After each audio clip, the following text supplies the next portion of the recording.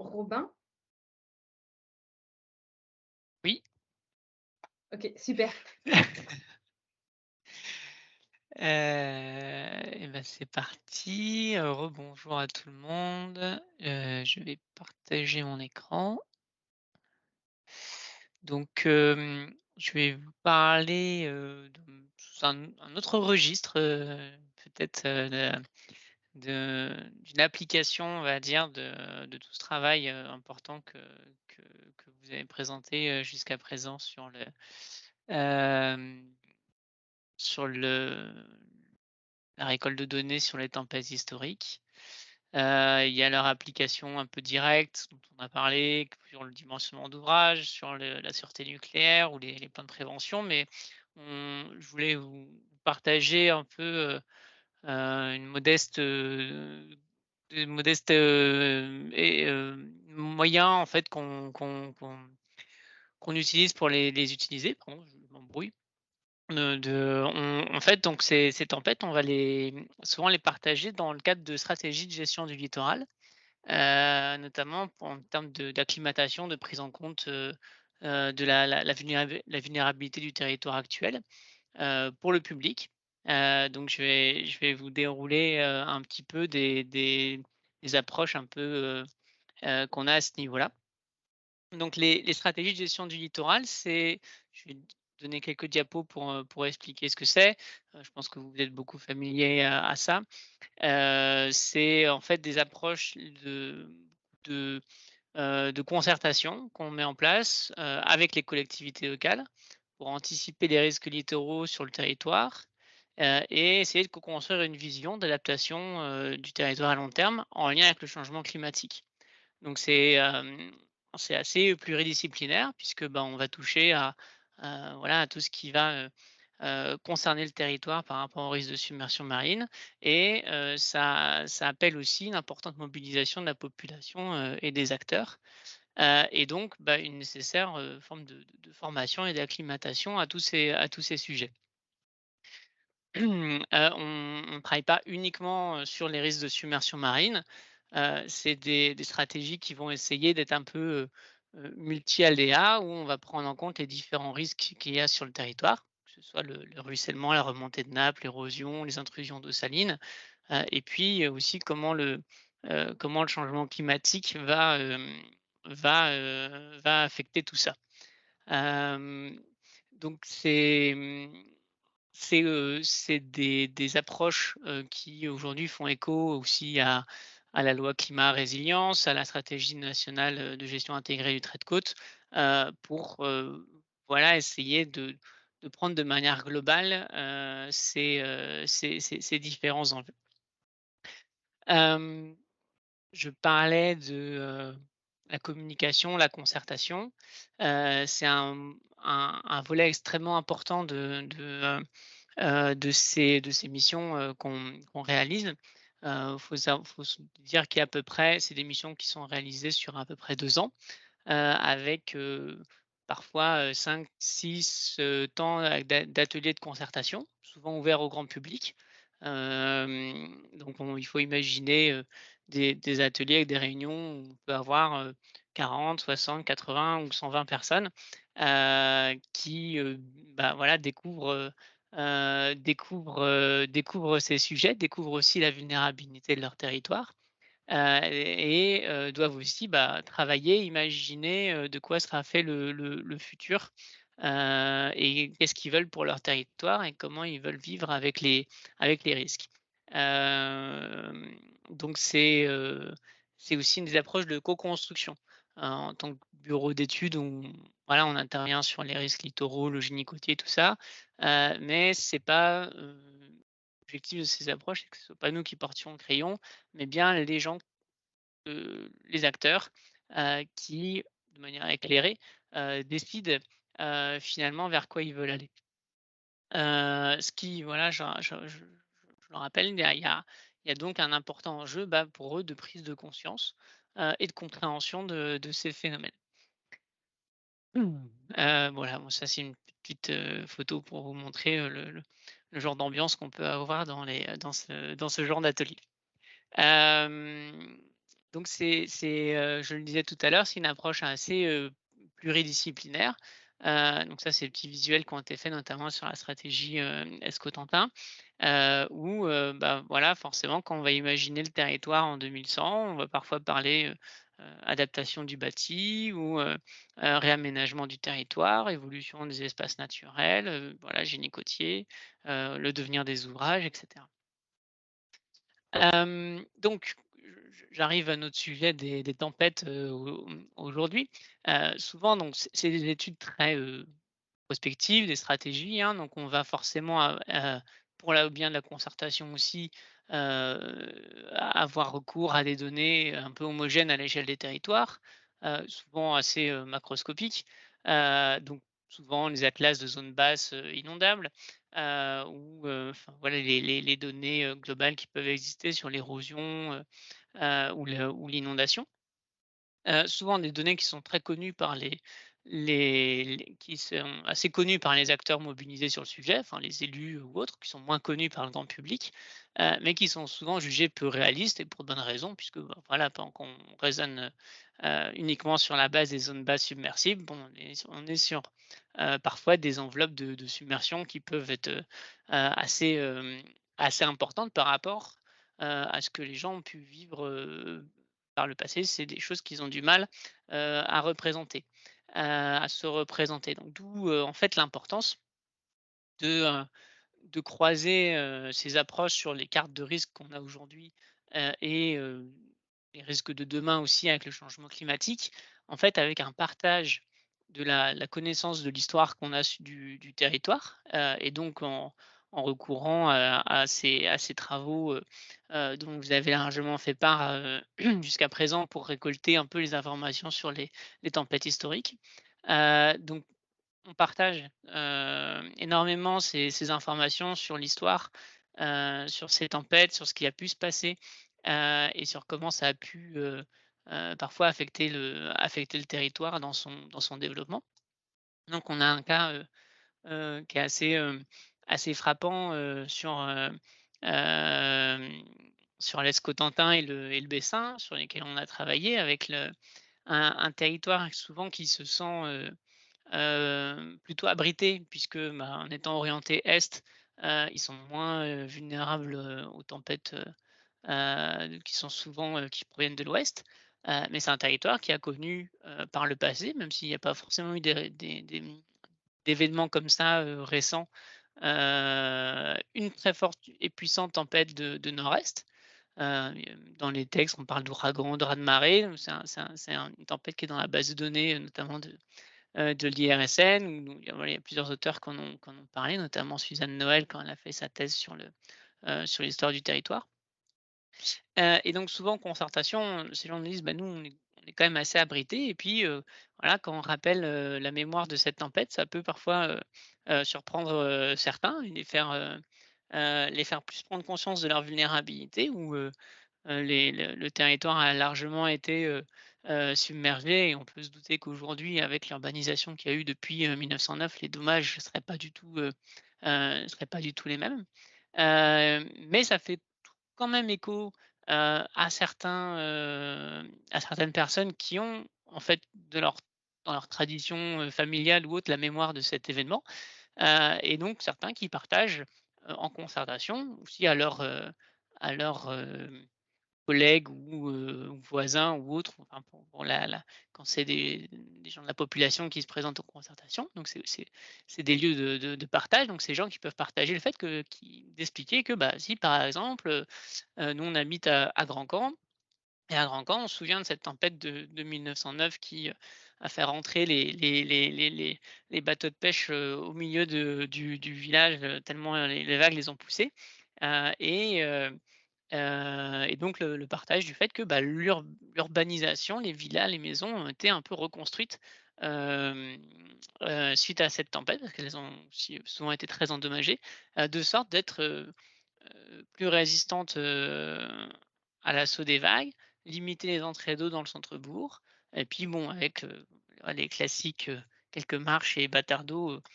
qui peuvent aussi limiter les dégâts. Mais là, sur la photo, c'était pour vous montrer, il y a des maisons, vous avez une façade ici, de maison qui donne sur la mer, mais pas de porte. Heu voilà, c'est le genre d'adaptation, qui ont pu avoir lieu, suite à cet ouragan avec des accès plutôt sur les côtés ou par l'arrière,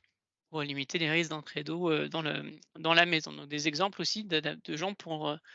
des exemples d'adaptation, et on parle souvent d'adaptation au changement climatique voilà, c'est aussi des traces dans l'histoire qui montrent que, bah, on peut aussi, dans une certaine mesure, s'adapter, à ces risques et avoir aussi parfois d'autres réponses, que la rêveuse des ouvrages. Il y a une autre dimension aussi qui influe beaucoup, dans ces processus de concertation. Ce sont parfois les événements, plus récents, hem, notamment, heu, bon, Xynthia qui a pu avoir, des impacts dramatiques en Charente-Maritime sur ces littoraux. Ça a été, des inondations, mais beaucoup plus, limitées, par exemple. Donc des événements récents, bah, qui datent quand même déjà d'il y a quelques années, donc certains en ont déjà oublié, mais pas tout le monde est loin de là et pour les riverains qui, bah, voilà, sont vraiment implantés sur le territoire et qui ont connu ces inondations, ce sont des événements qui restent très traumatisants, qui affectent souvent leur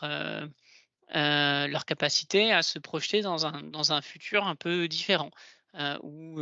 ils auront toujours des difficultés à imaginer un autre modèle, de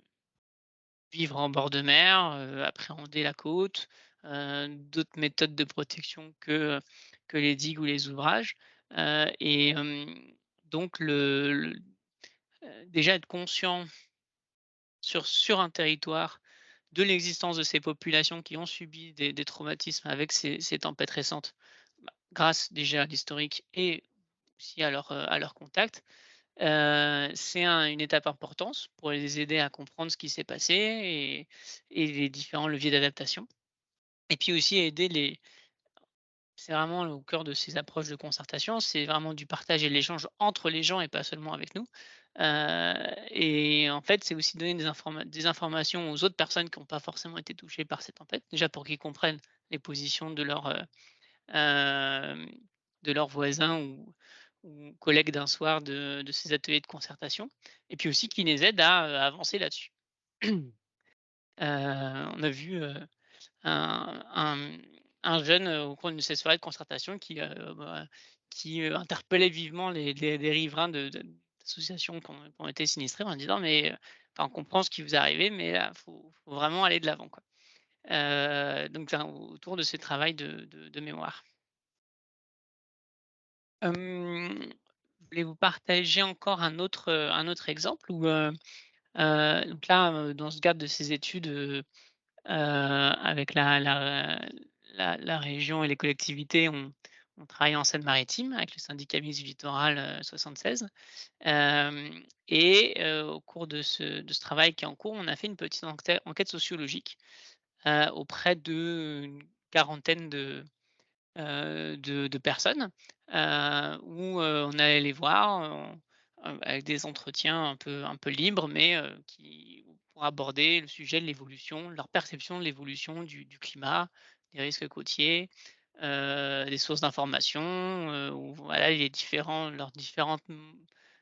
repères que les gens ont, pour percevoir ces évolutions. Et donc là, ce que vous voyez à l'écran, c'est un peu une synthèse très synthétique, hein, de la perception que ces gens ont,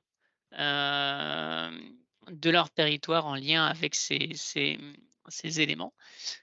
et on a été surpris de voir que, la submersion marine, puisque c'est ce qui nous intéresse aujourd'hui, était un risque en fait assez jugé, plutôt secondaire par les personnes, interrogé, en tout cas qui vient pas en premier dans les risques. C'est l'érosion des falaises et les inondations qui sont principalement, perçues là-bas, alors qu'il y a un réel risque de submersion dans les basses vallées, dès aujourd'hui et puis qui a été connu aussi par le passé. Donc c'est un risque qui est plutôt perçu sur le long terme. hem, alors que, voilà,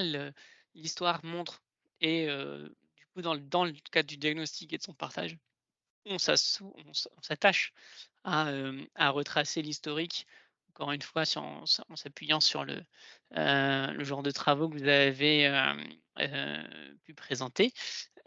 pour justement, expliquer en disant: «Bah non, c'est arrivé de manière importante, à des époques où il y avait peut-être aussi moins d'urbanisation, des événements hem, très puissants, donc un vrai risque qui est actuel et pas forcément, futur et donc qui mérite qu'on s'y intéresse». Donc exemple de tableau, voilà un peu synthétique qu'on peut faire pour rappeler, ces événements. Et toujours un peu la scène maritime, il y a un travail en particulier sur, la basse vallée de Lierre à Criel, hem, sur dans le cadre d'une étude plus là liée à la résilience de la basse vallée puisque, il y a une route, une digue assez, connue, on va dire qui ferme la basse vallée de Criel avec une zone basse, submersible, derrière qui remonte assez loin, jusqu'au bourg de Criel et la mairie de Criel jusque-là et en fait, on a fait pas mal d'entretiens et d'échanges avec les gens et les acteurs dans ce de la basse vallée principalement concernés par, bah, par le devenir de cette digue route, et donc bah, la gestion des risques et de la submersion marine à l'échelle de la basse vallée. Le débat étant, bah, qu'est-ce qu'on fait de cet ouvrage qui est en fin de vie? Est-ce qu'on le refait? Est-ce qu'on fait autre chose? Est-ce qu'on rouvre à la mer? C'est ce genre de réflexion qui peut y avoir. Donc on a eu des échanges avec beaucoup de des structures concernées, la mairie, les structures qui s'occupent de la gestion hydraulique, au niveau de l'IR, de l'environnement. Hem Et notamment l'agriculteur qui s'occupe de l'exploitation des parcelles qui sont principalement, dans cette basse vallée et on a été très surpris en fait de voir que l'agriculteur est le seul, parmi toutes les personnes locales qu'on qu'on a, écoutées, qui est le seul à mentionner que la submersion marine est un risque actuel. Hem Et pas, un risque uniquement futur lié au changement climatique ou, au fait qu'on ne reconstruirait pas, la digue, en état, par exemple. Et en fait, c'est aussi la seule personne, qui a la mémoire, d'une tempête, locale, du 16 mars, 14 qui a eu un impact assez fort, puisque la mer a franchi le cordon et est remontée dans les terres et très probablement jusqu'au au manoir de Briançon, donc qui est qui est l'actuelle mairie. Pardon. Donc au-delà finalement des enveloppes de submersion, presque d'une tempête centennale, donc un événement qui avait peut-être été, assez, sûrement significatif et l'agriculteur s'en souvient, via son père, puisque, en gros, son père avait failli y passer et les bêtes aussi, avec la vitesse de l'arrivée de l'eau, dans la vallée, qui allait pas à la vitesse d'un cheval au galop, mais d'une vache au trot. Mais quelque chose du coup qui l'avait marqué et lui, il voyait tous les jours, l'eau, rentrer par, la buse estuarienne, les paquets de mer aussi au niveau de la route. Donc c'était aussi ça restait quelque chose pour lui de quotidien aussi, mais avec la mémoire encore vive de cette histoire. Et donc finalement, de la part de cet agriculteur, la conscience que les choses étaient «en marche» entre guillemets par rapport au risque de submersion marine et leur évolution en cours, que lui était exposé, qu'il était déjà exposé et que, finalement il avait tout à gagner à ce on on trouve des solutions, et qu'on prenne en compte sa situation, des choses qu'il subissait finalement déjà. Donc enfin, en termes de projection dans le futur et de co-construction et de concertation, une étape assez, assez importante. Hem, voilà, je veux, c'est ce que je voulais vous partager sur un peu comment c'est l'histoire, on va dire, peut inspire les gens aujourd'hui et peut inspirer, les gens dans le futur et insister sur, bah, aussi l'utilité de ce travail hem, qui est réalisé par tous les gens de ce groupe de travail. Voilà, parce que c'est un point fondamental dans la prise de conscience, des gens et souvent le changement climatique a tendance à éclipser, malheureusement le fait que c'est des vulnérabilités qui sont actuelles et anciennes, et qu'il ne faut pas oublier ça non plus. Voilà, merci à tous et n'hésitez pas si vous avez des questions.